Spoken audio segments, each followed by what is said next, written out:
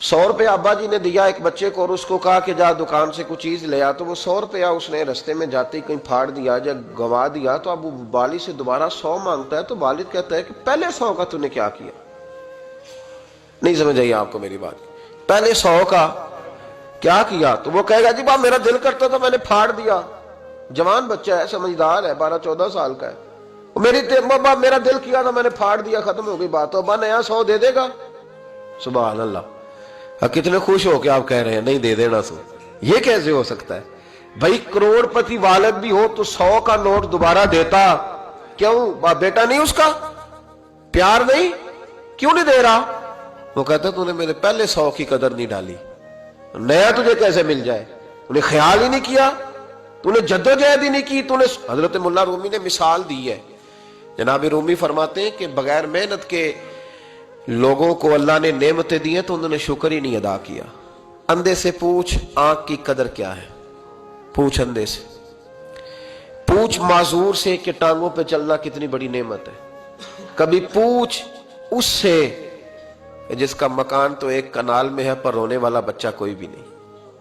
पूछ उससे जिसकी जेबें दौलतों से भरी हुई है पर कोई नहीं कहता कि अब्बा 10 रुपए देना।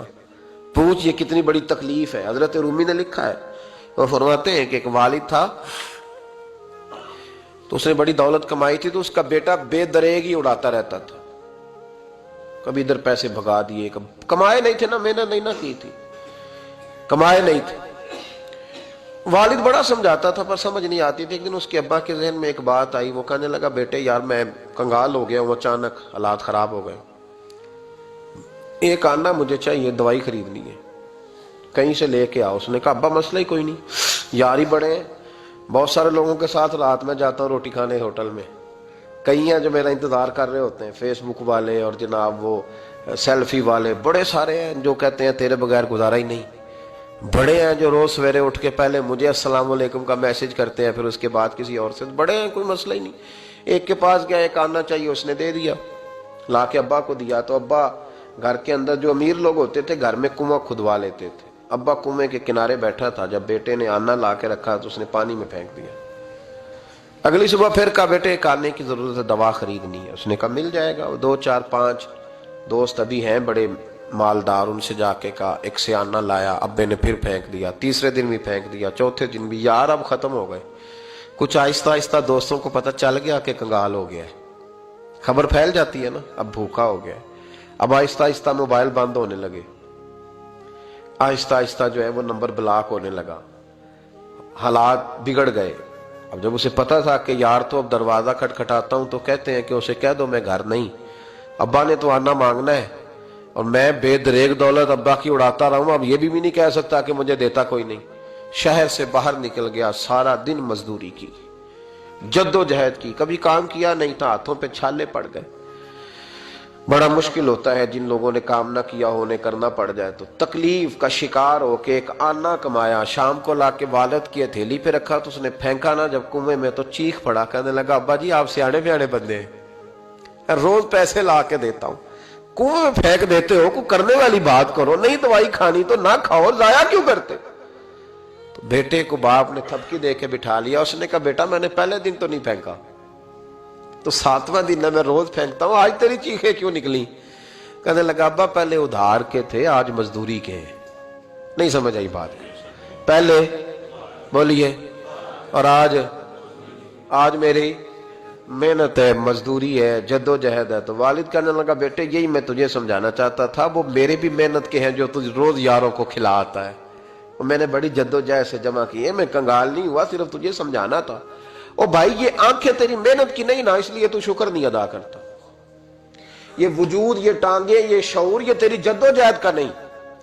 जो अकल की दौलत अल्लाह ने दी है ना, ये तेरी मेहनत की नहीं। अगर मेहनत की होती तो तू सजदे में पड़ा रहता, तू ख्याल करता। अल्लाह ने आंखें दी है कुरान देखने के लिए, जब कोई किसी गंदी चीज को देखता है तो नाशुक्री करता है, जब गलत तरफ उठाता है ये चीजें तो नाशुक्री करता है। साहिबो याद रखना और इस पर जरूर गौर करना कि जब नेमतों का शुक्र अदा न किया जाए तो फिर हमें इस्तिगफार का हुक्म दिया गया है। फिर क्या करना है हमने? इस्तिगफार का, या अल्लाह हम तेरी नेमतों का शुक्र अदा नहीं कर सके तो हमें माफ फरमा दे, तो हमसे درگزر فرما، معاف فرما۔ ایک استغفار اس بات کا ہے کہ دیکھیں نا، یہ رسول پاک علیہ السلام کا فرمان، یہ حدیث امام رازی نے لکھی ہے، اور نبی پاک کی فرمان کے لحاظ سے جو چیز ہمارے سامنے آئے نا، اس پر ہماری آنکھیں بھی کھل جانی چاہیے، دل بھی کھل جانا چاہیے کہ کوئی خاص ہی بات تھی جو حضور نے بیان فرمائی صلی اللہ علیہ وسلم۔ سرکار دو عالم علیہ السلام نے فرمایا ایک آدمی نے 500 سال بغیر ریاکاری کے اللہ کی عبادت کی۔ کتنے سال؟ 500 سال۔ یہ 5 سال نہیں ہوتی بغیر ریاکاری کی۔ تہجد پڑھنے والا جب تک 6 لوگوں کو بتا نہ دے تہجد پڑھی ہے، اتنی دیر تو تہجد آگے بڑھتی نہیں، کم از کم 6 بندوں کو پتا ہونے چاہیے۔ اور میرے جیسے حاجی نمازیوں کا تو دل کرتا ہے کہ وظیفے پہ بندہ رکھا جائے جو تعریفیں کرے صبح و شام، حاجی صاحب کی کیا بات ہے، حضرت صاحب کی وظیفہ دیں گے اس کو مہینے کا، وہ تعریف کرے کھول کے کہ آپ کی بڑی بات۔ یہ مرض ہے، تعریف سننا نا، یہ بیماری ہے، اس نے جھوٹ کو جنم دیا ہے، بہت بڑا مرض ہے۔ حضرت سعدی نے اس پر بہت بڑے مقالہ جات لکھے ہیں اور فرماتے ہیں یہ مرض کچھ لوگوں میں بہت زیادہ ہوتا ہے۔ ایک امیروں میں، امیر لوگ ناراض نہ ہو جائیں پر انہوں نے کہا ہے تو کوئی حکمت ہوگی نا، امیروں میں تعریف سننے کا مرض بہت زیادہ ہوتا ہے۔ فرماتے ہیں ایک بادشاہوں میں اور تیسرا عورتوں میں، ان میں یہ بیماری بہت زیادہ ہوتی ہے۔ کوئی تعریف نہ کرے تو خود اپنی کرنی شروع کر دیتے ہیں، خود ہی کہہ دیتے ہیں کہ کیا بات سی، میرے ابا جی تے وہ تے 100 حال چلدا سی تے 150 بندہ ٹکر کر، ابا جی دی چھڑ تو دس تیرے کنے چل دین، تیرے کو کنے بندے روٹی کھاندے، اپنی بات کرنا۔ اقبال کہتے تھے تو وہ آبا تمہارے ہی مگر تم کیا ہو، ہاتھ پہ ہاتھ درے منتظر فرداؤ، ابا جی کی دادا جی کے چھوڑ اپنی کر، ہمیں تو تیرا پتہ ہے تو اپنی بات کر، تیرے اندر بھی کوئی چیز ہے کہ نہیں۔ ابا دادا تو سب کے بڑے ہیں، حضرت آدم کی اولاد ہے تو حضرت آدم نبی تھے، تو باپ دادا تو سب کے بڑے بڑے ہی ہیں، بات یہ ہے کہ اپنی بات کرنی چاہیے نا۔ تو یہ بیماری ہے، یہ نقص ہے، 500 سال بغیر ریاکاری کی عبادت، اور بیان میرے نبی کریم علیہ السلام فرما رہے 5، بولیے، یہ بہت بڑا مسئلہ ہے، دکھاوا نہ ہو، ریاکاری نہ ہو۔ ہم مجالس میں جاتے ہیں نا جناب، محافل میں، تو لسٹ ملتی ہے، یہ چودھری صاحب نے صدارت ہے، انہوں نے خصوصی تعاون کیا ہے، تو یہ فلانے صاحب ہے تو ان کا بھی نام لینا ہے۔ تو میں کبھی کبھی کہہ دیتا ہوں کہ یار آپ نے تو کہا تھا یہ نبی پاک کی تعریف کی محفل ہے، اور یہاں آپ نے لسٹ لگا دی ہے پوری تعریف کرنے والوں کی۔ کچھ ضروری ہے کسی کا نام لینا اور اس کا جناب ذکر کرنا اور اشتہار پہ اس کی فوٹو آنا، یہ کچھ ضروری ہے؟ ویسے بھی کوئی اچھا لگتا ہے کہ نبی پاک کے نام کی محفل اور میں صدارت کر رہا ہوں؟ ڈرنا چاہیے نا مجھے اللہ تعالیٰ، حضور کی محفل اور میری صدارت، اس پر کبھی غور کریں۔ اگر کوئی راہ طریقت کا مسافر ہوگا تو تڑپ جائے گا کہ نبی پاک کے نام کی محفل اور سرپرستی ایک ایسے آدمی کی جس کو وضو تک نہیں کرنا آتا، چھ معنی دار ہے، کوئی دھندا ہے معاذ اللہ تعالیٰ، جس کا جو دل کرے وہ کرتا جائے۔ 500 سال بغیر ریاکاری کی عبادت کی، 500 بڑا مشکل ہوتا ہے۔ حضور فرماتے ہیں یہی بندہ جب اللہ کے حضور کھڑا کیا جائے گا تو رب کریم اس سے کہے گا کہ چلو اس کو میرے فضل سے جنت میں لے جاؤ، تو عرض کرے گا مالک فضل تو ٹھیک ہے پر 500 سال لگائے میں نے، 5۔ وہ مولوی صاحب میری طرح کے بیچارے جو امام مسجد ہوتے ہیں نا، تو وہ بھی کہتے ہیں جب میں آیا تھا تو 30 بچے تھے مسجد میں، اب 80 ہو گئے۔ اور بھائی یہ بندوں کو بتانے کی کیا ضرورت ہے، یہ تو اللہ کی رضا کے لیے ہے نا، تو چھوڑ اس میں اتنا تذکرہ کرنے کی کیا حاجت۔ 500 سال جس نے لگائے، بول پڑا یا اللہ 500 سال لگائے اور تو کہتا ہے کہ اس کو میرے فضل سے لے جاؤ، تو رب کریم نے فرمایا چلو کوئی نہیں، پھر انصاف کر لیتے ہیں، الٹی آنکھ کی روشنی نکال کے ترازو کے ایک پلڑے میں رکھو اور 500 سال کی بغیر ریاکاری کی عبادت دوسرے پلڑے میں رکھو۔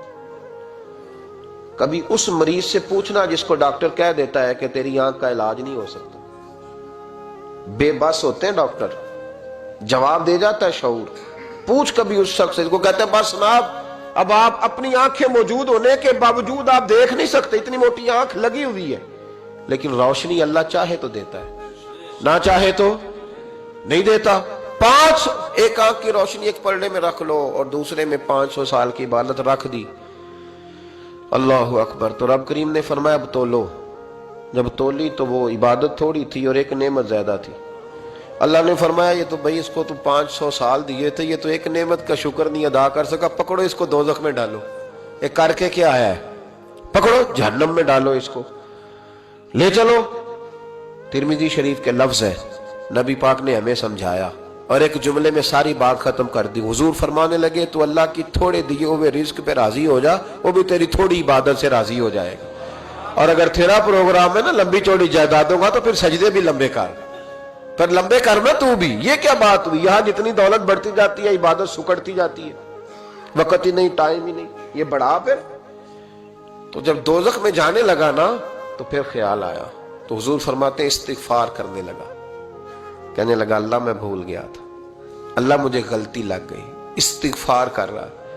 تو جب اس نے استغفار کیا تو رب کریم تو پہلے ہی بڑا قبول کرنے والا ہے۔ یا اللہ میں بھول گیا، تو فرمایا چلو جو استغفار کرے اسے تو میں ویسے ہی معاف کر دیا کرتا ہوں، اسے بخش دو، اسے میرے فضل سے جنت میں لے جاؤ۔ پہلا استغفار، ہمارے بزرگ نے ایک مراقبہ کراتے تھے، مراقبہ ان فی خلق السماوات والارض واختلاف اللیل والنہار لآیات لأولی الالباب۔ مراقبہ ہوتا تھا اللہ کی نعمتوں پر غور کرنے کا نام۔